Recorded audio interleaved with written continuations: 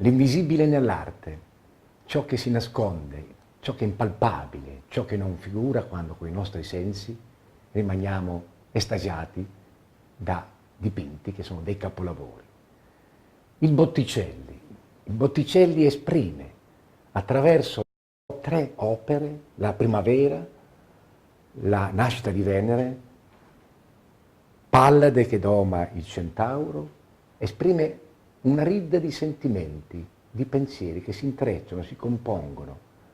E il fascino di entrare in questo mondo per comprendere che cosa Botticelli ha cercato di comporre assieme alla capacità stilistica, pittorica, all'abilità nella cromaticità, nella composizione dei colori, in questo qua insieme che osservare ci manda in estasi. Che cosa ha espresso?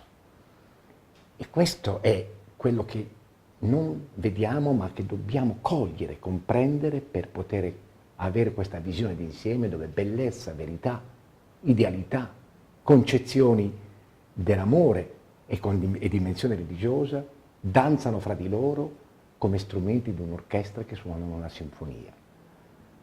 Nella Nascita di Venere, anche in questo dipinto, c'è un livello simbolico, il richiamo alla visione mitologica e con un significato nascosto. Questa a destra, con questa veste variopinta, con questi richiami di vita, di natura, è ora figlia di Zeus e che incarna nella mitologia greca il mutamento delle stagioni, questa vitalità che la natura ha in queste sequenze. Dall'altra parte ritroviamo, come nella Primavera del Botticelli, questa dimensione istintuale passionale che è incarnata da una parte da Zefiro, in questa espressione passionale che abbraccia cori, che incarna la sensualità e quindi il contrasto che nasce da questa figura di Venere, morbida, dolce, pura, quasi metafisica, trascendentale. Venere che esprime l'amore.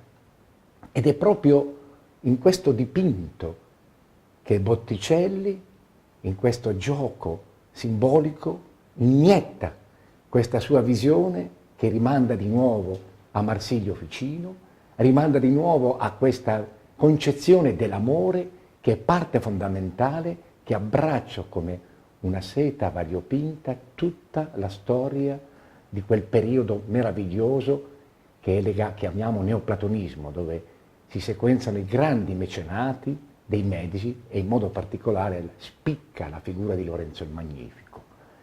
Quindi anche in questo caso, come nella Primavera dei Botticelli, vi è questa armonia che poi è ulteriormente rafforzata da questa dolce morbidezza espressa dal mare e da questa conchiglia che sta per giungere a una spiaggia, probabilmente una spiaggia greca.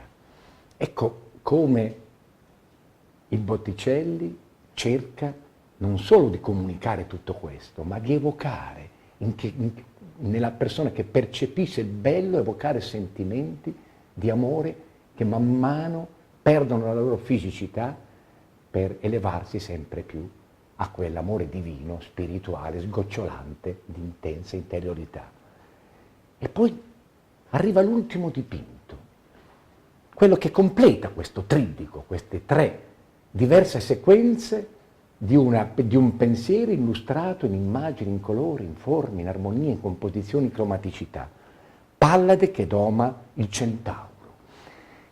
Ecco, in questo piccolo dipinto, che molti non conoscono perché è considerato minore, non è presente agli Uffizi e raramente figura anche nelle grandi illustrazioni, c'è il completamento del pensiero del Botticelli.